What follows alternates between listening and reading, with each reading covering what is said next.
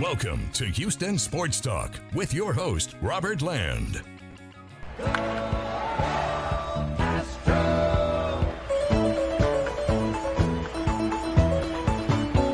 We've got an Astros victory. The Astros one win away from their fourth World Series, I should say, in 6 seasons. Unbelievable. Welcome to Houston Sports Talk's live Astros-Yankees postgame show. Robert Land alongside Stephen Kerr and longtime Astros broadcaster. You see him up there on the screen, Greg Lucas. You saw him for years and years on Fox Sports Houston, Fox Sports Southwest. Between the three of us, 130 years combined in sports journalism. Woo, yeah, we've seen it all. I don't know about you, Greg. That's a lot. That is a lot. Yeah. Greg, the Astros have given up, and I calculated this right before we got started. I was afraid to calculate it until we got to the last inning, but they've given up 6 runs in the last 5 postseason games. And you might as well say 6 games with the 18-inning one. Only 4 of those runs were actually earned when you remember that Fromber error. Mm-hmm. I can't say enough about this pitching staff. No, I can't either. Golly, I made a comment yesterday regarding the Fromber thing. I said, here, the Astros basically handicapped the deal for the Yankees, giving them 2 runs, and they still won. And then they did it better today. I mean, my golly, no runs. They finished with 3 hits, and this is Yankee team. Yes, it's a swing and miss team, and they certainly are showing that. But they really have no other offense against this Astro pitching if they can't, if the Astro pitchers don't throw a mistake down the middle, and they haven't been doing it. Yeah, and here's something else, guys, throw out there. Cristian Vasquez has 2 RBIs. Aaron Judge, Giancarlo Stanton, Gleyber Torres, 0. I mean, that's pretty crazy. But the Astros, the offense is doing just enough. It's like somebody is coming through when they need to. But, you look at the lineup top to bottom, it's not exactly rolling on all cylinders. But, man, with this kind of pitching, it almost doesn't matter. No, the top 3 guys in the order tonight had 1 hit. That was obviously, actually, Altuve finally ending this. But that had nothing to do with the scoring. It was the guys after that did all the damage. And I thought it was interesting that the home run that put the Astros ahead actually would not have been a home run in Houston. After all the hassle that they had about, the home run the Judge would have hit if they'd been in Yankee Stadium or if the roof had been closed. Well, here, Chaz hits a home run to right field that would not have been out in Houston. So it wouldn't have been out would have been out maybe in 2 other ballparks besides Yankee Stadium, and no, not Minute Maid Park. If it was close enough to the line, and I'm not sure if it was, it might have gotten out in Boston, but I'm not sure it was close enough to the line because, the pesky pole does go out real fast as soon as it gets past the pole. But, yeah, there wouldn't have been many. But it was a well-hit shot, and it certainly set the tone for the entire game. Before we go through the major moments in this one, I just want to remind everybody, if you're a first-timer, we need you to subscribe, like, and comment on YouTube. That's how you can support the show. We've been doing this podcast for 9 years, doing the video, doing the YouTube now on a regular basis since March. Just so many fantastic moments for our show. The 2017 World Series was definitely one of those. I'm going to post in just over a week on the anniversary, our postgame show that we did back in 2017 after the Astros beat the Dodgers in Game 7. So look forward to that one. We definitely want your questions or comments. Right now, we'll react to them as the show rolls along. So comment as well. Astros with an opportunity in the first inning, guys. 2 on for Kyle Tucker, but Tucker, so clutch in the regular season, continues his struggles with the strikeout. But let's go to that second inning. The Yankees weren't so fortunate with 2 outs. Harrison Bader drops a Cristian Vasquez fly ball in center field with Aaron Judge barreling down on him. Confusion out there gave the Astros an extra out. Chas McCormick says, "Thank you very much." And he hits an opposite field home run. That's his second opposite field home run in the series, Greg. And what is it? 12 out of the 16 that he hit during the regular season were to right field. And no, he's a danger to right field. In fact, that's his best power side. timed well. It was not a terrible pitch. He just went with the pitch that was down and away, and there aren't a whole lot of guys that do that anymore. And here you got a 2-0 lead, and that had to be a real shock to the Yankee fans, and certainly to Cole, because I thought, looking at Cole, and I know that his numbers kind of show that, he's not the same Cole that Astro fans saw. He's still very, very good. But the rules that you can't use any sticky stuff on your fingers anymore has perhaps had some effect on him. Instead of being super, he's just very, very good. And 5 earned runs, but that was a little tricky because 3 of those runs were actually allowed by the next pitcher. But he wasn't nearly what we expected from Garrett Cole.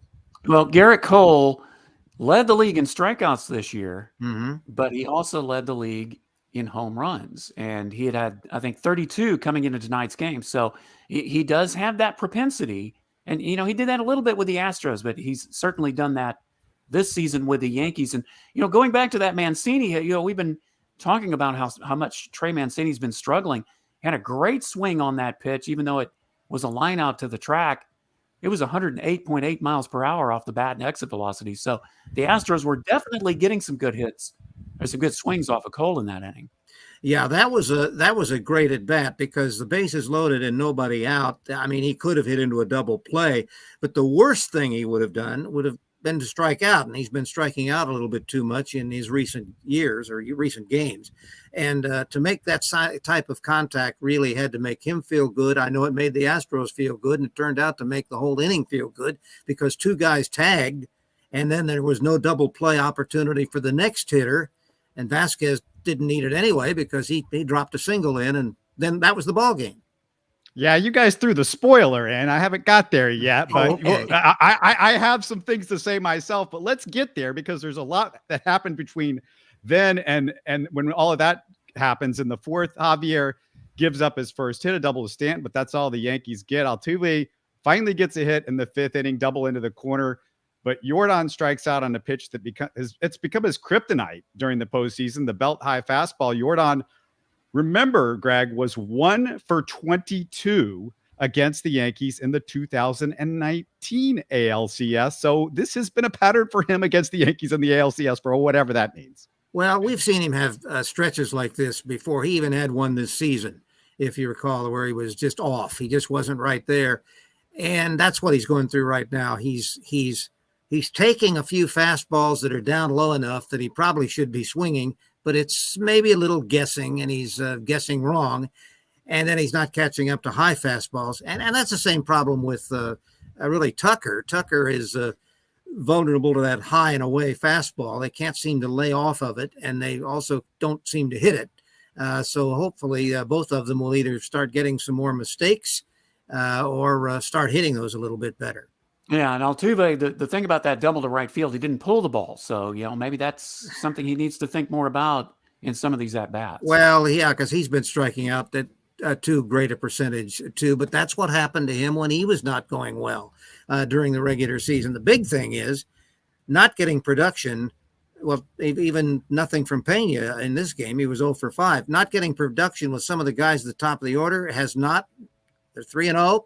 They won 6 straight postseason games without some guys doing anything. So, they're going to do something sometime, but right now they just have 5 more wins without them doing something, and they're world champs. Yeah, no doubt. Yeah, so let's go to the top of the 6th. And you guys already talked about it, but bases loaded. Boone takes out Garrett Cole. And I want to ask you about that move in a second, because I wasn't so sure that was the right move. And that leads to Mancini, who's come through with, that sac fly after coaxing the only walk off Garrett Cole in his first at-bat before they took Cole out. So he had that great at-bat that Steven referred to. And then Vasquez with a 2-run single into left center. Greg, taking out Garrett Cole, I didn't see the point of that when the bases were loaded and Garrett Cole is, one of maybe your best pitcher and a guy that can strike guys out in that situation. Well, he might have, Boone might have over analyticed himself. The pitch count was up to 96. he was the pitcher that got the bases loaded. So you're starting to lose a little confidence. But the problem is, what do you have in the bullpen? You have nothing in the bullpen like the Astros have that can come in and strike out people. You don't have anything like that in their bullpen. And it bit him. Not Yeah, only for that, sure. but Cole is usually Mancini actually has pitched pretty well or hit pretty well against Cole. That's why Dusty, reason Dusty said that he was in the lineup because he had some experience. Certainly in the American League, he'd faced him a lot, and he knew pretty much what he threw. And actually, all but his final at bat, the first three at bats, all three of them with Mancini, he looked pretty good at the plate. Third at bat, no, but that's okay. That was 1 out of 4 where he didn't look very good, and I was encouraged. If anybody didn't hear about it, Dusty said in the off day that Mancini was going to start the next couple of games at DH. Obviously, the struggles with Aledmus Diaz. Mancini had to start earlier in the postseason that didn't go all that well. So you had a lot of guys struggling. He said he was going to give Mancini a couple of chances. And then he said, don't discount David Hensley, but Trey Mancini definitely will be in after his performance in this game and his, familiarity with Yankee Stadium in these situations. And, we're going to talk about some guys that maybe weren't familiar with Yankee Stadium a little bit later, but let's go to Cristian Javier because Dusty takes him out after 84 pitches, 5 1/3 innings, 1 hit, 0 runs. Were either of you surprised that Dusty pulled him at that point? I wasn't. I felt like, in the last couple innings, it looked like Javier was tiring a bit. He was certainly getting behind on a lot of batters.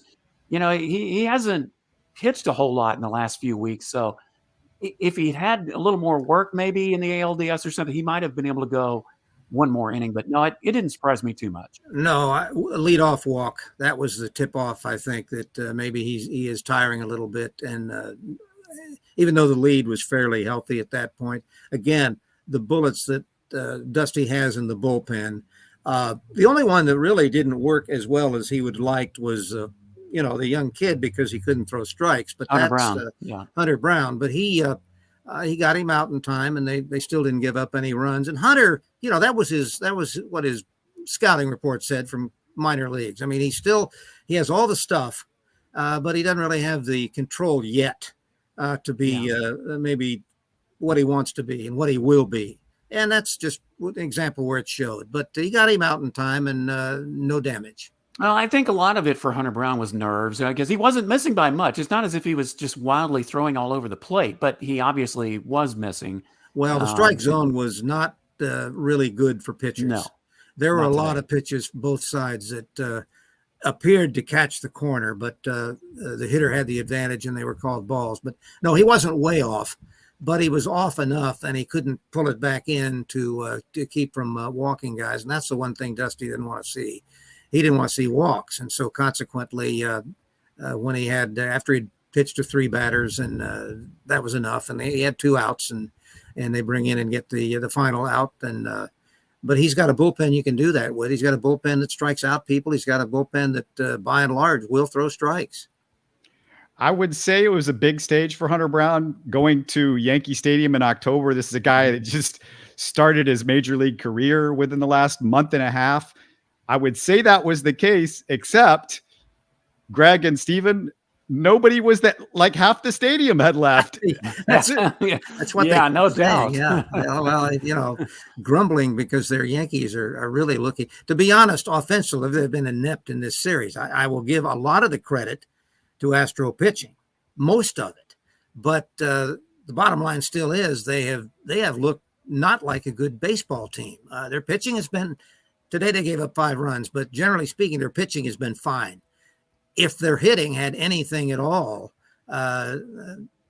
positive to say about it, and it doesn't, there isn't. And again, Astros pitching has to be given a lot of credit. Yeah, and the Yankees only hit like 138 against the Astros in the first 2 games of this series, and it's probably gone down even further after tonight's game. Yeah, I just think the big strikeout. It's funny because I'm in favor. I'm happy this is happening. For one thing, I don't like what the analytics supposedly show.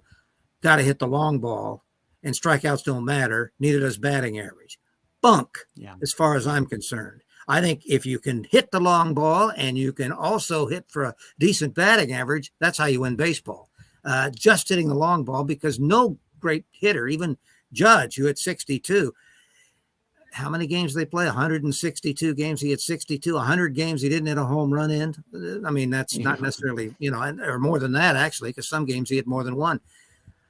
You got to have more than that. And in his case, most of the year he did, because he was a 300 hitter, but he's just been easily pitched to in this postseason. Yeah, as Albert points out, as one of our viewers points out, the Yankees have 41 strikeouts in this series, and it's been a key throughout the Astros run the last 6 years. They get guys that figure out a way to make contact, especially against the tougher pitchers in the postseason. And Greg, I believe the home run matters in this case, because when you're in the postseason, one of the things I think these GMs look at when they're constructing a roster and why the power is so important is it's incredibly hard against the postseason type pitching. These staffs that are the best of the best to put together 3 hits, 3 straight singles. With the type of hitters we have now, it is. It is not as hard with the type of hitters that, spray the ball, hit 300, hit the ball over the plate, made contact. But you're right. With the type of hitters we have now, it is very difficult to string 3 hits together. I think that'll be a little better next year when they put limits on how many people can play on the right side of second base and left side of second base. That'll help a little bit, especially left-handed hitters. But we'll see. There are very few things that have shocked me about this postseason. Yordan coming up big hasn't shocked me. Most of these pitchers coming up big has not shocked me. Even Jeremy Pena, he showed his clutch ability during the regular season. I couldn't have expected to be this much. The one thing that I will say, when I look back 2 or 3 months ago, if you told me that Brian Abreu would be maybe Dusty's best friend in the playoffs and the way he's pitched, and me and Steven have given him his flowers, I want you to talk about him a little bit, Greg. Because early in the season, he did exactly what drives Dusty and most fans nuts. He couldn't throw strikes. If you recall, early in the season, he was behind the count on everybody. And he just didn't throw strikes. And so all of a sudden he became the last guy in the bullpen. But as the season progresses, there are times where you've got to use everybody, and he got a chance to pitch a little bit, and all of a sudden he was throwing strikes, and his slider was great. In fact, sometimes he threw maybe a few too many when he could have used that fastball to get himself ahead in the count. But I won't worry about that, because he basically got the job done as the season wore on. But it's a long season, and especially with pitchers, they can prove themselves if they are given chances. Steven, anything else to say about Brian Abreu? Are you out of words at this moment? Well, I am. I mean, I tell you, the guy has just got such great stuff, and he's another reason. You talk about guys like him, Framber Valdez, who finally figured it out. I mean, we were riding both of those guys for the last few years. So it's good to see. That's one of the big reasons the Astros pitching has been so good this year, and even in some cases last year, because guys like Abreu and Framber Valdez have finally figured it out. And man, they have just been right on with it. And I think Astro fans can not expect any drop-off. I think it was interesting tonight because it was pretty obvious with a 5-0 lead. That's one of the reasons why Hunter Brown pitched, is because they really didn't want to get into a situation where they were going to use Presley. And right. And so consequently, Hunter pitched, but they had to take him out. And so that fouled things up a little bit, because Abreu probably wouldn't have pitched the 9th, but it worked out great because they have enough confidence in him. Gave up a couple of hits, but that's the point you were making before. It's hard to string a bunch of hits together. They got 2 in a row, and that was it. And then the game's over. Yeah, and Presley was warming up. Yes, they did finally get him up, because it was a save situation, but I don't think he wanted to pitch him in this game. Well, especially when you consider that now, this series shouldn't go 6-7 games, but if it did, there's no travel day this time. So, the bullpen would definitely be worn out by the time you get to game 6 and 7. But in the Astros case, you've got a couple of starters that you can toss out there who are pretty well stretched, Luis Garcia and Jose Urquidy, who I'm a little bit worried about him because he hasn't pitched in so long. He kind of hurt himself, if you remember his last appearance in the regular season, where he didn't look well, and that pretty much put him in the bullpen for sure. Luis Garcia was kind of up and down a little bit at the end of the year, but he I'll tell you what, those 5 innings of clutch pitching in the first round, I would have no problems if he ended up having to start a game because he really was good in that. That was tougher pitching than any start he had all year because he couldn't allow a single run, and he didn't. I've known Greg for a few years, and I'm going to give you 2 ways to go with this, Greg, because I can't figure out which way you're going to go. But the travel day that Steven just mentioned, they've taken out the travel day. One thing Greg always likes is he's a traditionalist. Keep it like it is. So that means keep in the travel day. Let's do it like we've always done. Or does Greg B, and Steven, I don't know which one he's going to pick. Is he going to say B, I like this because Greg believes that you should be good with everybody on the roster, and this forces you to be good with everybody on the roster by taking out that travel day in this ALCS. Okay, no pressure, Greg. What you got? Doesn't matter. They're not going to need the travel day. This game, there will no way be a great 7th answer. game. No way there's a 7th game. You think the Yankees can win 2 straight? No, they can't win 2 straight. That's what it would take to get to it. Well, actually, they'd have to win 2 straight to give them 2 win. No, wait a minute. Yeah, to come back. They 2 straight to come back. Yeah, this was only the first game. Yeah, there's 2 more here. No, they won't have that problem. This series, I think, will be over tomorrow, to be honest. I still think we're going to see some mistakes thrown to Altuve and the big guy, and there's going to be some hits from some of the guys in the top of the order. I still think that, and if it's tomorrow, fine. But it'll be coming, and they're not going to go to a game 7 or 6. Yeah, we don't care about the National League, but the Padres and Phillies, Greg, could still need a travel day or non-travel day or whatever. I just let them wear themselves out. That's all I care about. Let them wear themselves out, and I'll tell you what, I'm not sure which of those teams I would be most concerned with. I haven't watched them closely enough. The team that bothered me the most, frankly, was the Mariners, because the way they played at the end of the season and the way they weren't good hitters, but they were, they'd slap the ball the other way. They didn't necessarily strike out a whole lot. And teams like that I think would have the best chance to give the Astros more trouble. Well, and I'm not sure if either one of those teams fall in that category. Yeah, that's kind of how I feel about the Phillies, though. They've gotten hot at just the right time, and they're getting a little bit of a struggle with the Padres now. But yeah, facing the Phillies, I'd almost be a little afraid of that. They're so good. They're so good right now, Greg, that the Phillies forced Phil Maton to break his finger. So that's how good the Phillies are. His brother did anyway. No, he would have been a tough call on getting on the roster, I think.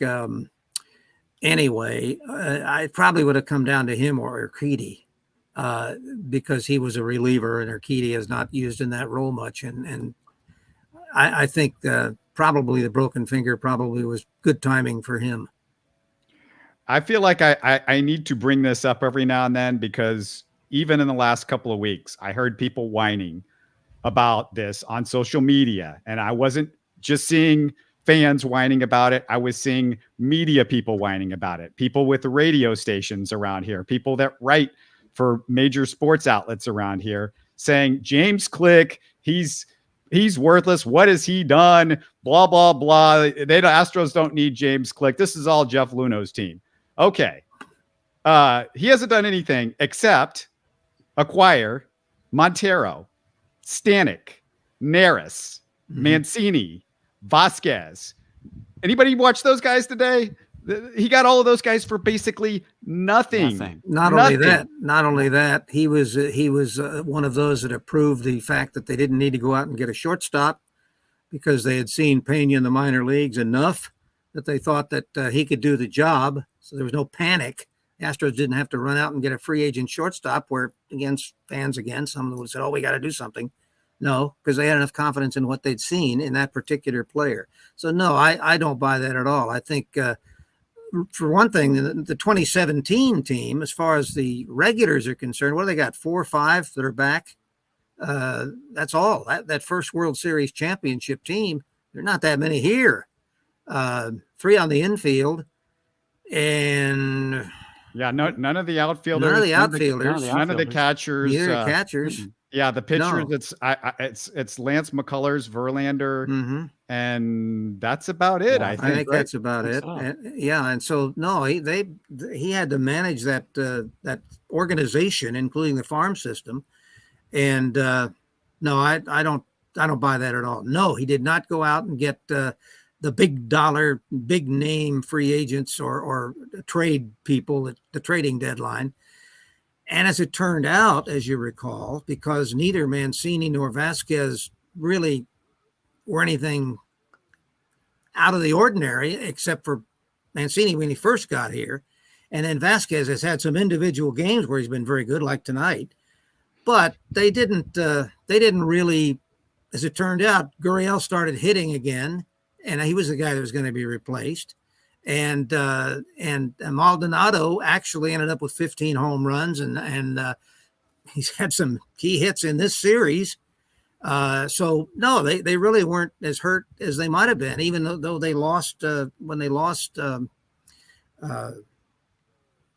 their outfielders. Michael Brantley. Brantley during the year, and then they center fielder during the offseason. They just kind of figured we'll see what we got, and no, Chaz isn't going to be an all-star, and Chaz is going to have to fight for his job every year. But he's a serviceable player, doesn't make too many mistakes, occasionally gets a hit, and good team guy. And so they've got a solid ball club. You know who he reminds me of, Stephen? And you will remember this guy very well. And we talked about him very recently because he was just put into the Astros Hall of Fame. He's kind of the right-handed Terry Poole. He just makes plays. He just runs the bases well. He just does good stuff, at the plate. He's not spectacular. He's not an all-star. He's not a star, but he's solid as it gets. Yeah, what? That's right. That's right. Terry was a better hitter, but he didn't have as much power. Of course, he was also playing in the Astrodome. But I know what you're saying. I mean, if I'm being technical here, I'm trying to really compare them. And I know what you're talking about, the type of player. Absolutely. Yeah. I mean, he is somebody that I feel like Dusty is always throwing spitballs at the back of class at, because it just seems like Dusty is not a fan of his or the way he's played him for most of the year. And finally, we see him on a regular basis in the postseason, and he's just done his job. Has he been spectacular as a hitter in the postseason? No, but has he been better than Altuve and some of the other guys? Sure. And you got to give him credit for that. Yeah. And one thing I was thinking about as I was watching Cristian Javier out in this game is, Stephen, you and I spoke about this, and I said, might not be a bad idea to start Cristian Javier just in case something happens and we get to a game 7. I wasn't counting on that, but just in case, because Javier didn't have a surgery within the last year. He doesn't have all the injury issues with his arm. And so him potentially coming back on 3 days rest in a game 7 would have been a little bit better of a potential than a Lance McCullers. Now, what we didn't know at that time was that Lance McCullers got hit in the champagne celebration for the ALDS. And I guess, Greg, my thing is, how about let's not celebrate until a World Series? Well, especially since it was such a freak deal, but he supposedly is fine and he'll pitch tomorrow. But hey, this worked out great because Vasquez was going to catch his start, whichever start it was. Well, turned out to be today. Vasquez drove in 2 runs and threw out a base runner. So the timing was just perfect. And now the Astros have a 3-0 lead. And the pressure is, I won't say it's off, but it's certainly on the Yankees because they cannot lose. They must win 4 straight games. They cannot lose a single game. And the Astros with this staff and the fact that they're still not getting anything out of some key players and surely will, are in such a wonderful position.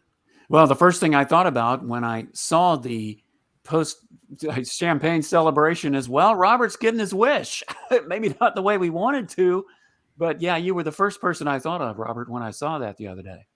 Yeah. I just feel like this isn't the first time we've seen somebody get hurt in one of those things. And, you know, it's not like the season is over with after you win the ALDS or the ALCS or even that's exactly what I thought. I mean, we've seen, I think it seems like that's happened even at one of those regular season, you know, playoff clinching celebrations. I mean, I just think those things have gotten a little bit out of control. And the Astros, especially, I'm surprised at how out of control it gets, considering, and I know they'll tell you these are all special and they're all hard to get and you work so hard. But at the same time, the Astros have done it quite a bit in the last few years, and that's not their end goal. And they know that. And nobody in this organization feels like anything is acceptable except a championship right now. Well, and remember, they were in the World Series last year.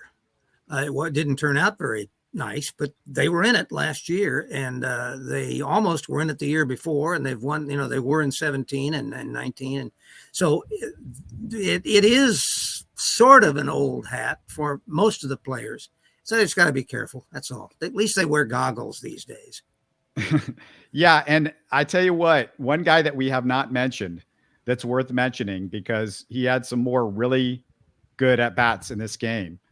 Alex Bregman. Speaking of that World Series last year, we didn't have him really for the postseason. We didn't have we didn't have that Alex Bregman last year. We didn't have the one different Alex Bregman. Yeah, somebody posing as Alex Bregman, not doing a good job of it. Yeah, though. Yeah. We had a corpse of Alex, and the Bregman of 17 and 18 and 19 is back, and what a difference he makes.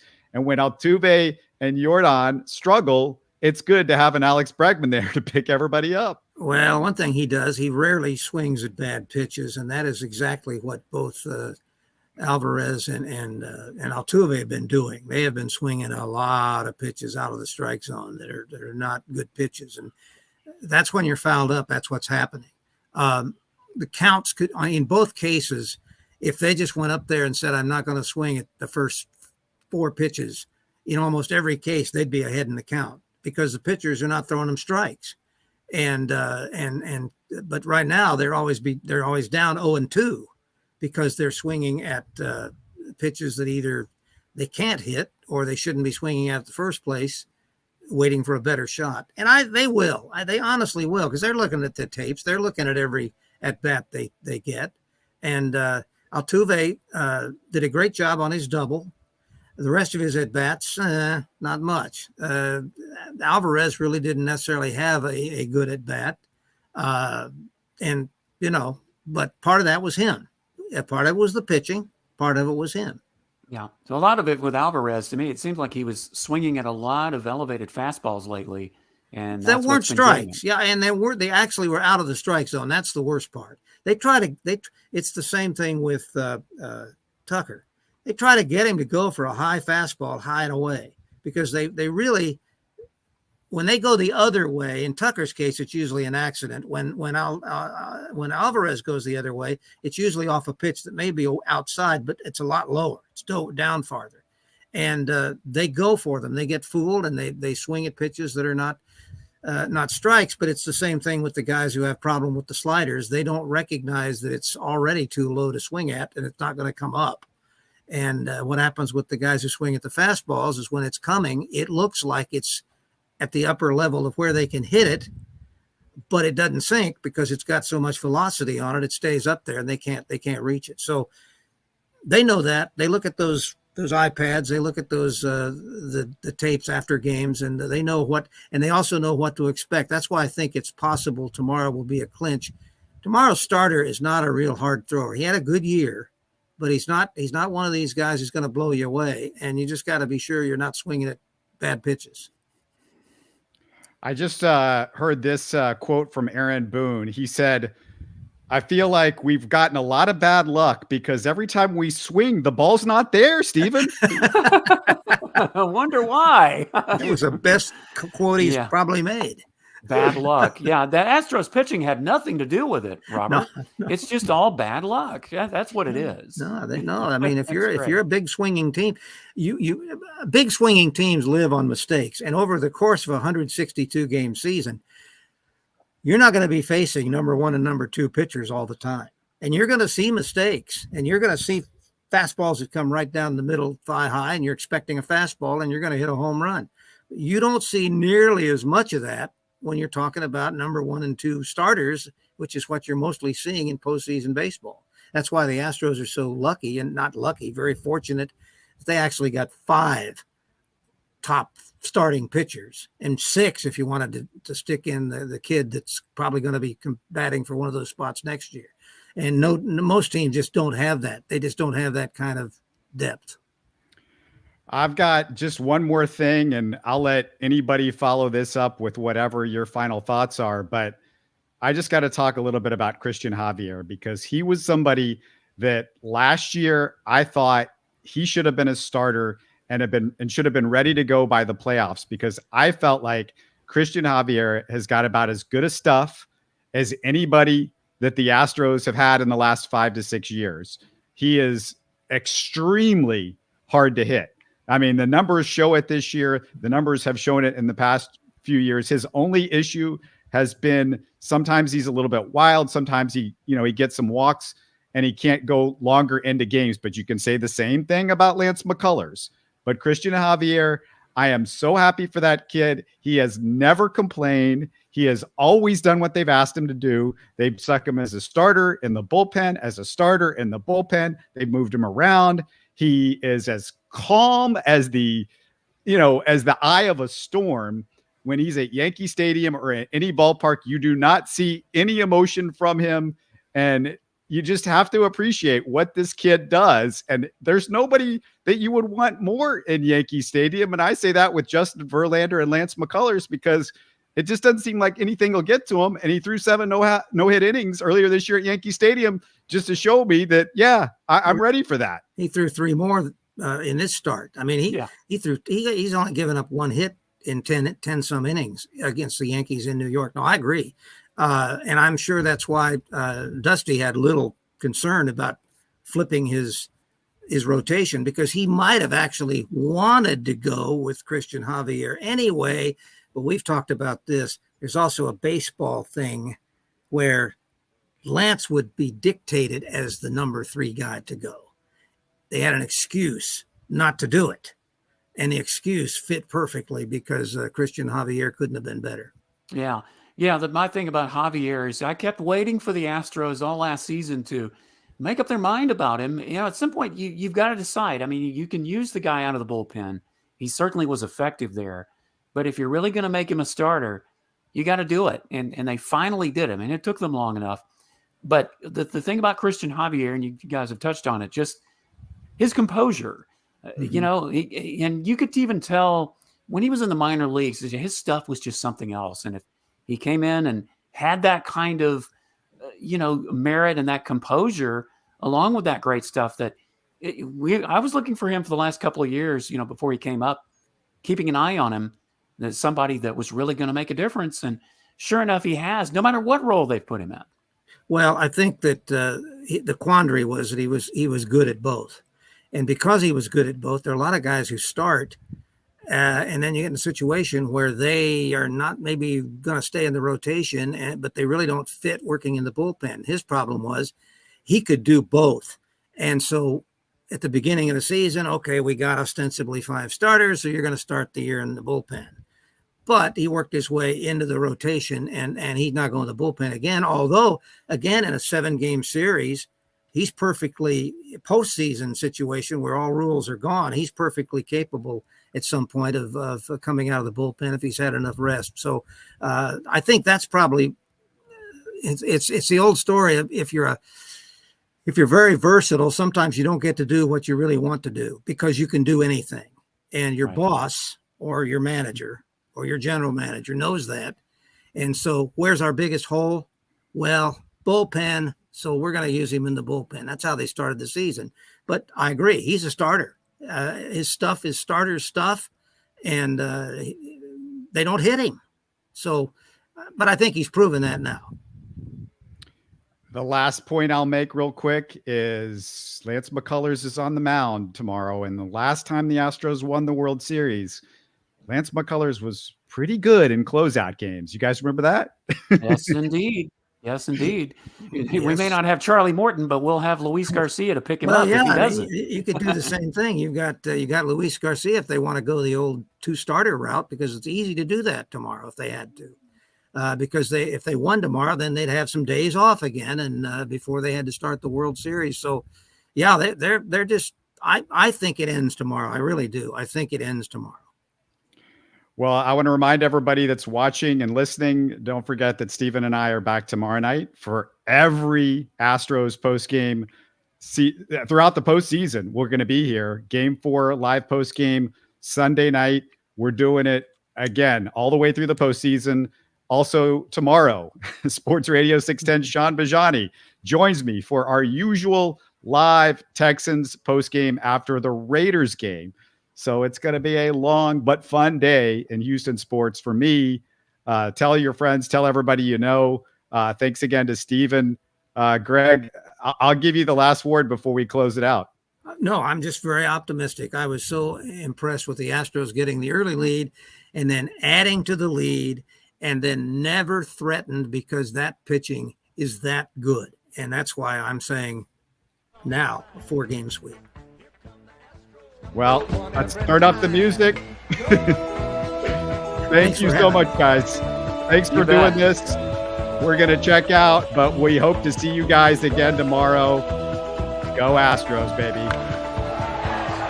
You're listening to Houston Sports Talk. Hey, you can support the show by subscribing on YouTube and commenting on the videos. Listen to Houston Sports Talk on Spotify, Apple, Stitcher, and Google. Don't forget to tell a friend and share our show on social media. Spread the word, everybody. Thanks for listening.